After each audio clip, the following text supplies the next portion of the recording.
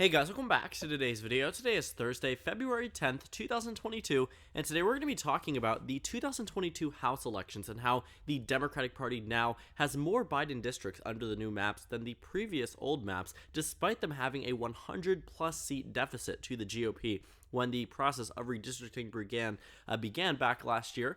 Looking at the census results, what we found was that the Republican Party was going to be given a much bigger opportunity to ultimately screw over the Democratic Party. They had control over many big states such as Georgia, Texas, Florida, North Carolina, Ohio, and they were going to have a field day with the process of redistricting. Now, the problem that came along the line was the fact that the Republican Party went so far and so extreme that the Democratic-leaning courts or Republican-leaning courts with Democrats joining a singular Republican struck down maps because they were too extreme. This isn't to say the Democrats haven't done a very equal level of extremity. I think that there's also the possibility the Democrats went further than the GOP when it came down to the new process, but the GOP seems to be the only one suffering major losses in the court system. The only other exception for that case would actually be the state of Alabama, which we will talk about in another video. But in today's ratings, I actually got this from a map from Dave Wasserman, in which we can actually take a look at the election by election, breakdown. One thing that I do want to say, though, is that, in looking at this new map, there is plenty more opportunities for the Democratic Party to solidify some of these districts, as there are opportunities for the GOP to pick up districts.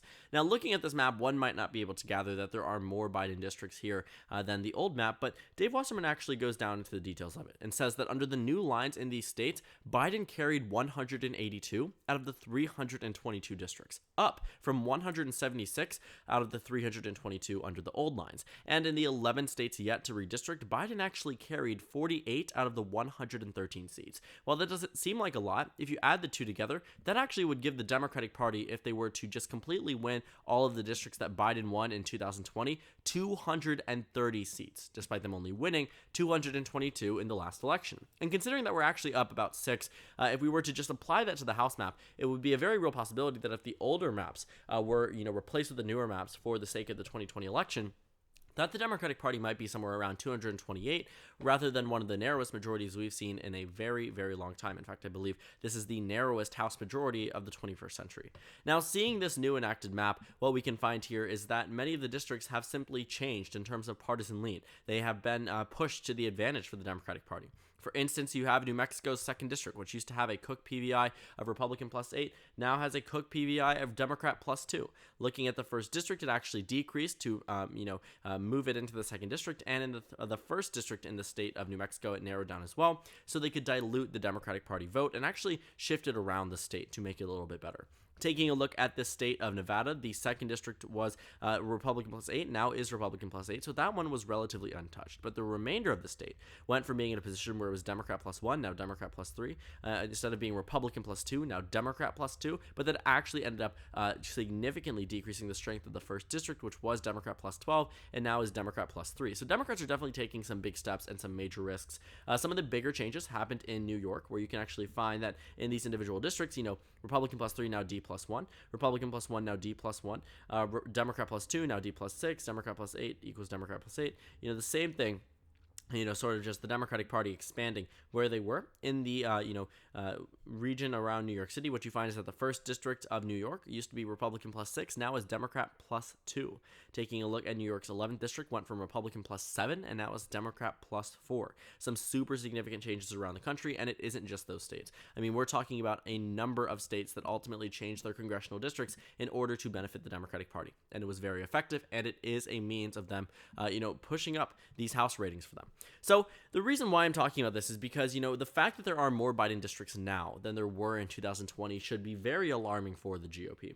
Because that means in 2024, those maps could very well revert back. I don't deny that the GOP is going to win the House in 2022. In fact, I've said that very confidently for the past year. But it becomes increasingly more difficult to see how they can sustain an advantage like they did following the 2010 census. The 2010 census gave the GOP practically unlimited power when it came down to the redistricting process. The 2010 midterms coinciding with a census year allowed them to win many key state legislatures, many key state governorships, and they flipped a bunch of House districts districts actually under the old lines. So the GOP had a new electorate. They had a new Tea Party base that they could refer to when it came down to drawing brand new maps. And they used that information and they used that data to solidify a House in which, even in 2012, when Democrats won the popular vote in the House of Representatives, Democrats still lost control of the House. They made the map so that no matter what happened, it took 8 years for the Democratic Party to regain control of the House of Representatives, and then nearly lost it in 2020. The old map was so intentionally gerrymandered that the Democratic Party had such a struggle to win the House, and they remembered this. So instead of deciding to do unilateral disarmament, and that sort of just means that the Democratic Party would be solely the ones not gerrymandering, instead of doing that, they went extremely vicious. Is it unfair? Absolutely. Is it good politicking? Maybe. I don't think it's right ever in a situation to try to, choose your voters, to, pick your electorate. But at the end of the day, it's a process that both parties partake in. And surprisingly enough, Democrats have done it better than the GOP. And that is something that we never expected. Going into 2022, I think a lot of people on the Democratic side were a lot more pessimistic about this because Democrats had been big on independent commissions. They had been big on being fair about the maps and have been for the past 10 years, trying to push for it even now a nationwide ban on gerrymandering. But since all of that is now failing, meaning that the Republican Party will not agree to it, the Democrats are getting very extreme. But in the beginning of this process, back after the 2020 elections, there were so many concerns. The Democratic Party was worried. The GOP, based off of the old map, would have control of 200 districts to draw. The Democratic Party would have less than 100. The GOP had a significant advantage in terms of the redistricting process altogether, one that the Democratic Party never really thought they could make up ground on. Not only did they make up ground upon it, though, they expanded their House majority in this new map. They expanded what the districts were in terms of won by Biden or Trump in the 2020 election. An increase of 6 districts doesn't seem like a lot when there's 435 in total. But had the GOP won 6 more districts in 2020, they would have won the House majority, and the Democratic Party would have failed to pass anything substantial from early 2021. Not to say they aren't, they're failing now, which they, it seems to be are, but back then, the Democratic Party was big on COVID-19 stimulus checks. They were big on passing infrastructure. That would not have happened because it was a party line vote. So 6 seats absolutely can make all the difference. And if you take a look at the original tweet, Dave Wasserman actually discusses the amount or decrease in competitive districts. It says here that only 5.9% of all of the 322 districts adopted, 19 of them were decided by less than 5 points in the 2020 election. Under the old map, under these same districts, there were 40. The decrease in competitive districts is happening for a reason. It's happening because both parties want to shore up their bases, and that will contribute to a more polarized environment. But that's not the topic of today's video. But the point being that the decrease in competitive districts also benefits the Democratic Party. Not necessarily because it means that, they are going to win these remaining competitive districts because there's less districts and more time to focus on them. Maybe that could be raised as an argument. But my argument in this case is that because the Democratic Party is shoring up many of their districts, the Republican Party really doesn't have much room to expand. What I mean by that is, if you're looking at a district that used to be competitive, right? You're looking at potentially a district where the GOP seemed to have struggled in, even though they should have been winning. New Mexico's 2nd district, in which we saw the Republican here win by a margin of about 6 percentage points. Under the new map, this district is significantly more Democratic. Taking a look at the brand new map, what you find is the Cook PVI rates it as Democrat +2. That doesn't seem like a lot, but keep in mind that you are swinging this district 10 points towards the left. So if a Republican won here by 6 in 2020, even with a national environment on their side, they're going to have to make up some ground. And that's the case across many of these states. Same thing with the Democratic Party. In the state of Texas, there were plenty of competitive districts. Now, under the new map, the state of Texas has completely gerrymandered the state to a point where there's only a singular competitive district. Previously speaking, in terms of competitive districts, there actually are 3 on the new map, and under the old map, there were about, over 10 competitive districts that could have ultimately given the Democratic Party later down the line the advantage, politically speaking, in terms of the House of Representatives. So the Texas Republican Party decided to gerrymander, and they now leave a singular competitive district from the 2020 election and 2 additional seats that are considered lean, with all of the rest considered to be safe seats for either political party.